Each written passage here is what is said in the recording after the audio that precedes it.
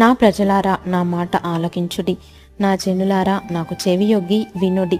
ఉపదేశము నా యొద్ద నుండి బయలుదేరును, జనములకు వెలుగు కలుగునట్లుగా నా విధిని నియమింతును. మనం ఇక్కడ గమనించండి, దేవుడు ఏమంటున్నారు?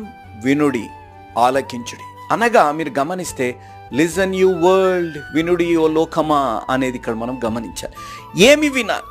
నా వెలుగు ప్రకాశించబోతుంది అనగా మన జీవితాల్లో గమనించవలసింది అనగా దేవుడు మొదటి ఈ 4వ వచనంలో మొదటి లైన్లో గమనించవలసింది వినుడి, ఆలకించుడు అనగా పే అటెన్షన్.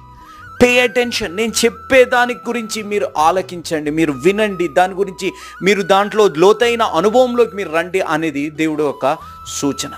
ఎవరికి? ఎవరైతే నీతిని అనుసరిస్తున్నారు, ఎవరైతే ఒంటరితనాన్ని అనుభవిస్తున్నారు, నీతిని అనుసరించిన ఒంటరితనాన్ని, నిరాశ, నిస్పృహని కన్నీరు కార్చుకుంటూ నా జీవితం ఇంకేమవుతుంది, నా జీవితం ఎలా అయిపోయింది, ఇలా అయిపోయింది అని చెప్పి విశ్వాసులు